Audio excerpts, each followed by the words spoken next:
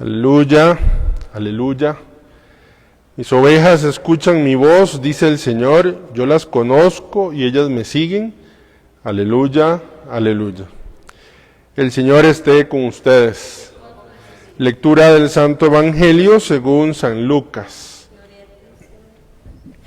Un sábado Jesús entró en la sinagoga y se puso a enseñar. Había allí un hombre que tenía la mano derecha paralizada.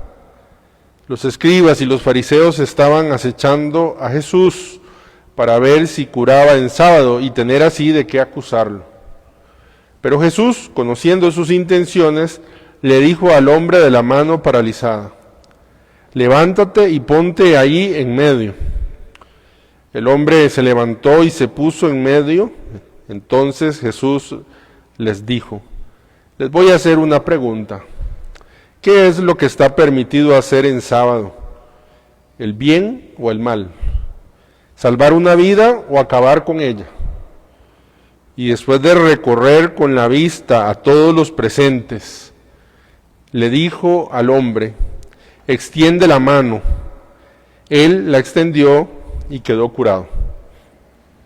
Los escribas y fariseos se pusieron furiosos y discutían entre sí lo que le iban a hacer a Jesús. Palabra del Señor. Por las palabras del Santo Evangelio.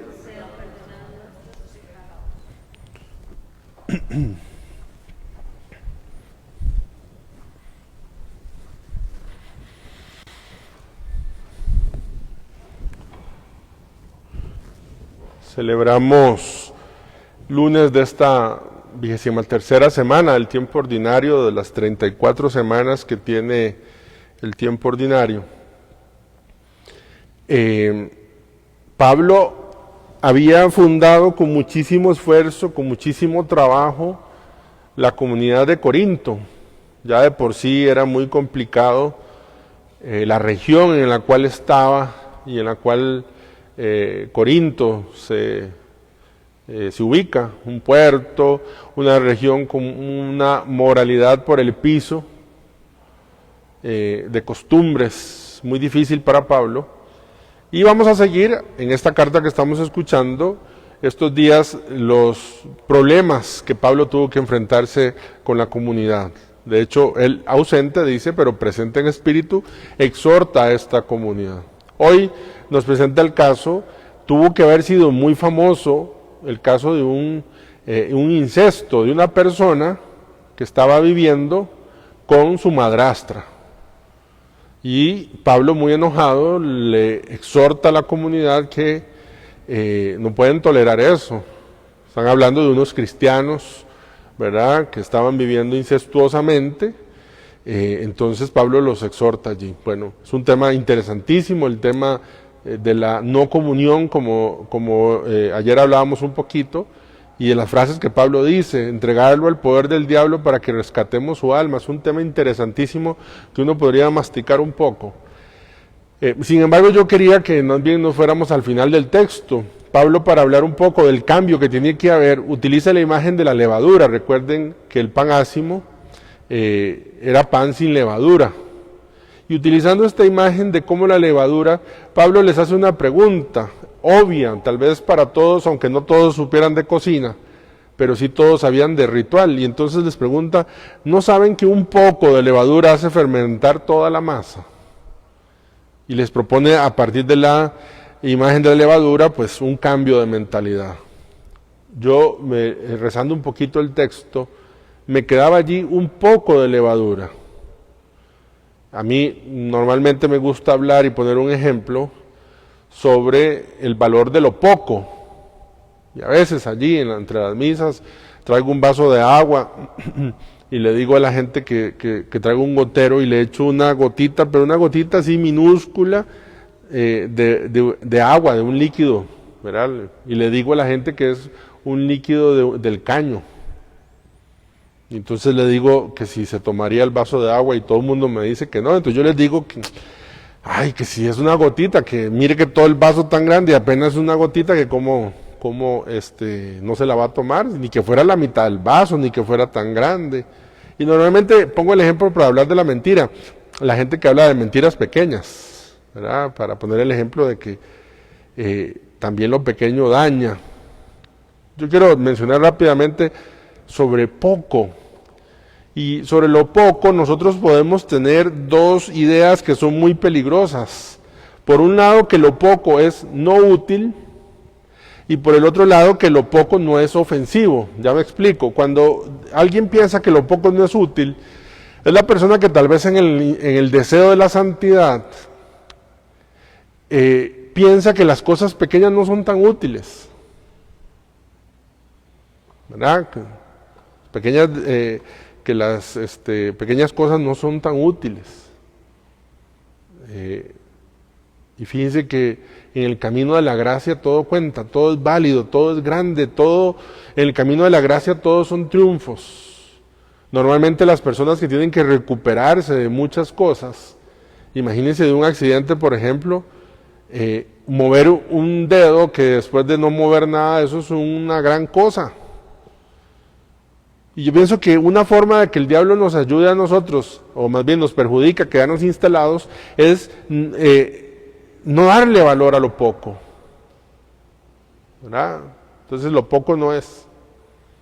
Lo poco parece que no es útil.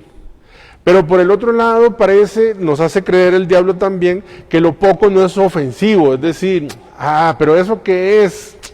¿Qué es escuchar esa música? Ese reggaetón, ¿qué es? Además, lo estoy escuchando, no estoy viendo el video que puede ser muy vulgar. Ay, pero ¿qué es? Si mi novia y yo nos tocamos así, ¿qué es? Ay, pero ¿qué es? Si son unas hojillas, unos lapiceros los que me estoy robando del trabajo, ¿eso qué es? Ay, pero ¿qué es? Si eso es una mentira así chiquitita, piadosa, ¿eso qué es? Y entonces, miren los dos extremos. Por un lado parece que lo poco bueno que podemos hacer no es útil, y por el otro lado nos hace pensar que lo poco malo que hacemos no es tan malo. Y entonces no sabemos nosotros trabajar un poco, obviamente, sobre el poco. Dice, miren, no lo agrandé. Dice San José María Escrivá de Balaguer, dice, ¿quieres de verdad ser santo? Cumple el pequeño deber de cada momento. Ahí la santidad está allí, en el pequeño deber de cada momento. Como también la perdición está en lo pequeño que hacemos. Hay una fábula, miren, busqué el nombre, pero no recordé la fábula griega, de estos dos atletas que estaban corriendo, y en los últimos metros, el que iba ganando quedó de segundo lugar. Imagínense en el contexto de Olimpiadas, ¿verdad? Todo lo que eso significaba. Y entonces empezaron a hacerle algarabía al que había ganado, y el que quedó de segundo, se quedó ahí de un ladito y empezó por dentro a sentir mucha rabia, mucha cólera. Ustedes saben la importancia que tenía en Grecia en toda esta parte deportiva, y como él había ganado le hicieron una estatua grandísima. Y entonces en la plaza, y cada vez que el que había quedado segundo pasaba por allí, sentía una cosa así por dentro. Entonces como para calmarse, lo que hacía era salir de noche en la madrugada, iba con un cincel y le daba un golpecito a la base de la estatua. Es que es un golpecito, ¿no? Y entonces al día siguiente, en la noche otra vez, sentía esa rabia con esa persona, y a la estatua un golpecito. Y la fábula, pues yo la resumo, consiste que un día dio un golpecito, y ese golpecito, que había sido unido a otro golpecito, ya había dañado la base de la estatua esta, y le cayó encima y lo mató. Cuando estaban comentando sobre eso, alguien dijo, es que lo mató la estatua, y un filósofo allí cercano dijo, no, la estatua lo aplastó, lo que lo mató fue el rencor que desde hace tiempo lo venía matando. Lo pequeño, qué bueno sería que nosotros le pongamos atención a lo pequeño. Atención, también hay una enfermedad que se llama escrúpulos, que es una persona que no sabe manejar el tema de las cosas pequeñas. Por eso hay que pedirle al Espíritu Santo, cuidado pensar que lo poco no cuenta, y cuidado pensar que lo poco es inofensivo. En el camino de la santidad hay que poner atención a todo, porque todo es bueno y todo es peligroso dependiendo de dónde estamos. Del Evangelio quiero decir una cosita solamente. Para los judíos eran demasiado importantísimos dos cosas, el sábado y la circuncisión, muchas otras. Perdón, el sábado y la circuncisión. Hoy, en el contexto que estamos leyendo, estamos hablando del sábado. ¿Qué celebraba el sábado? El sábado celebraba en su raíz que Dios había terminado la creación y contemplando lo bueno, lo muy bueno de la creación, había descansado. Entonces, el judío entendía que el sábado como institución, el Shabbat como institución, consistía en que 6 días como Dios había trabajado para beneficio, entonces el judío entendía que podía trabajar para su beneficio 6 días. Y el séptimo tenía que trabajar, o sea, tenía que darlo para el beneficio de Dios. Digamos que el primer concepto del sábado era el descanso de la creación. Pero esto es demasiado importantísimo. ¿Por qué? Porque vamos a entender a Jesús. Pero después de la liberación de Egipto, el sábado no solo celebraba el contexto de la creación, sino el contexto de la liberación. Entonces el sábado se volvió esta institución donde no solo celebrábamos que Dios había descansado, sino que Dios nos había liberado. Y fíjense qué interesante, porque Jesús está presente en la sinagoga, es un sábado entonces, porque es el día que se reúnen, y está con este hombre de la mano paralizada, justamente va a expresar las dos cosas, la nueva creación y la liberación. Por eso él, sanando al paralítico, no va en contra del sábado, sino que le está dando el sentido pleno. Si el antiguo sábado consistía en la creación, él está creando nuevamente. Y si el antiguo sábado consistía en la liberación de Egipto, está liberando a este hombre que estaba atado por una enfermedad. Yo escogía para reflexionar el texto, decía, había allí un hombre que tenía la mano derecha paralizada. Y escogí las 3 palabras, allí, mano y derecha. Rezando el texto también me quedé allí. Qué interesante, estaba allí, donde estaba Jesús. Qué bueno es para la vida espiritual estar allí donde Jesús está. No siempre estamos allí, no siempre buscamos estar allí. En el Sermón 169 San Agustín dice que él prefiere un cojo por el camino que un corredor fuera de él. Yo pienso que hay un momento donde quienes avanzamos en la gracia nos rendimos y ya no queremos estar allí, ya no buscamos ir donde el Señor está. Y este hombre, a pesar de que estaba, y ahorita lo vamos a decir, con la mano paralizada, etcétera, está allí, está buscando, está dando signos de vida, está, digamos que cojeando, pero está allí. La obra del diablo empieza cuando dejamos de estar allí donde Dios está. ¿Se acuerda el hijo pródigo? Dice, tomó todas las cosas y ¿qué hizo? Se fue lejos de su padre. Ya no está allí donde está su padre. Yo siempre digo, si se hubiera quedado allí donde el padre está, hubiera metido la pata, pero no tan adentro como la metió. La metió muy adentro porque decidió ir donde Dios no está. Este paralítico, esta persona con la mano paralizada está allí.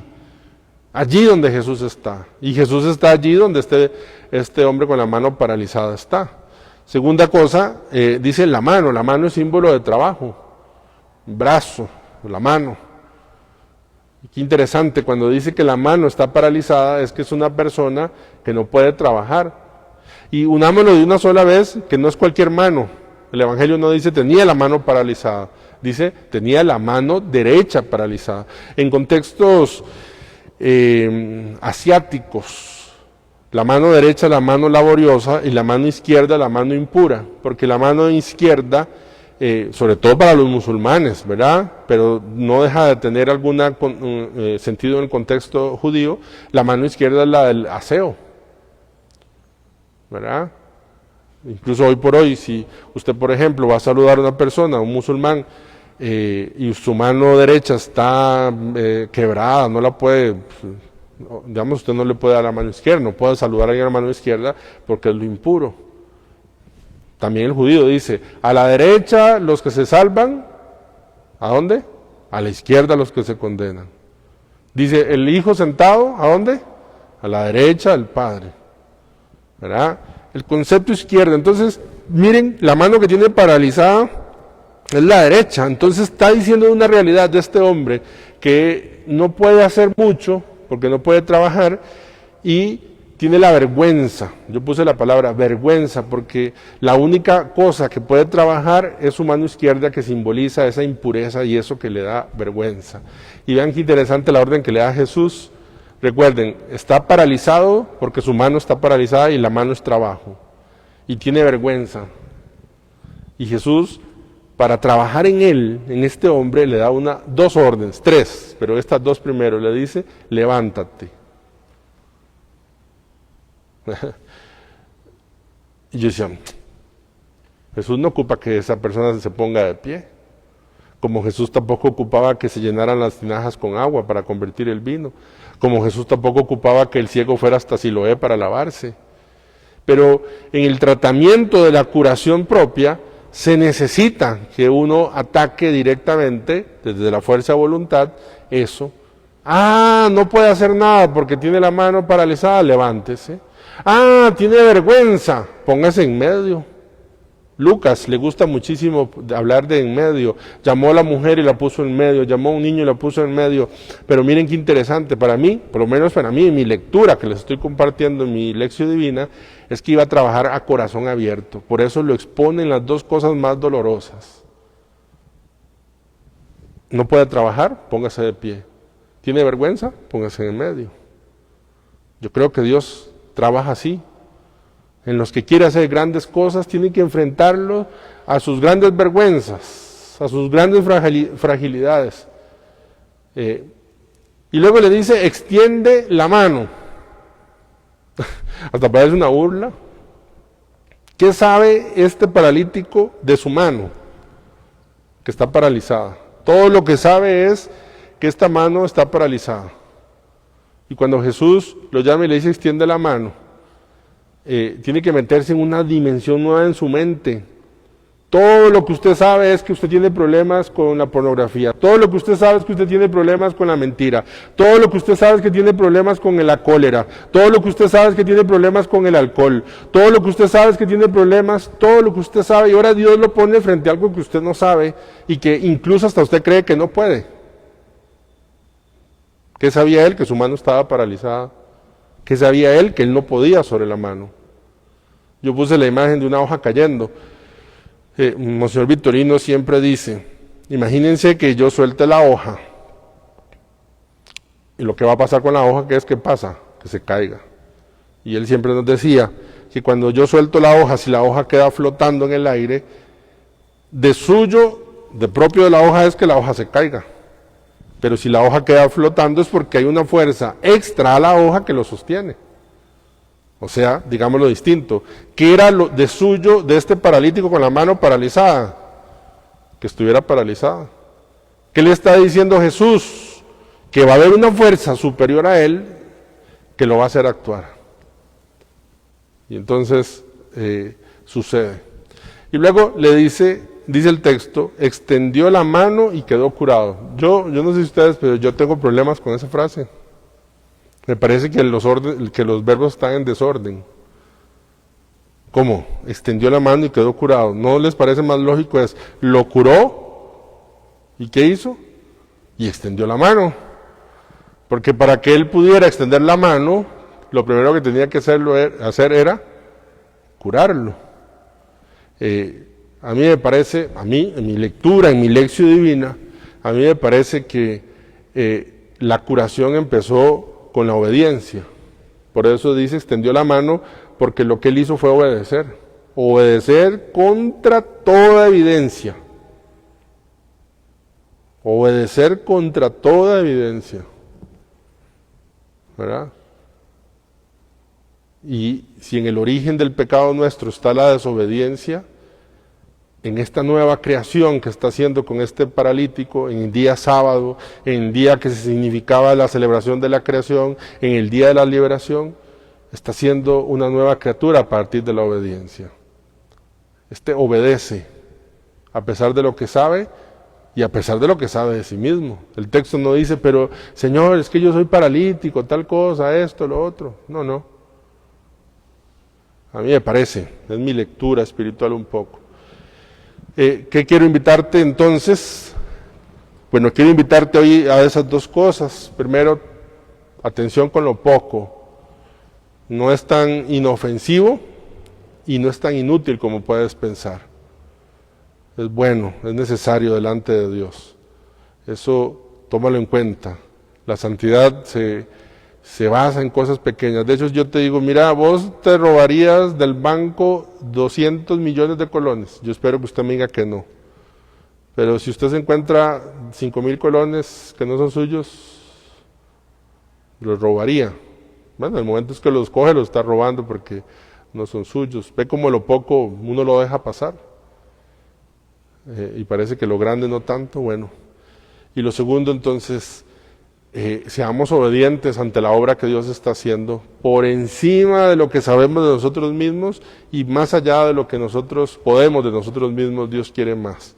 Él quiere ser el sábado en nosotros. Él quiere ser la nueva criatura, la nueva creación y la nueva liberación. Bien.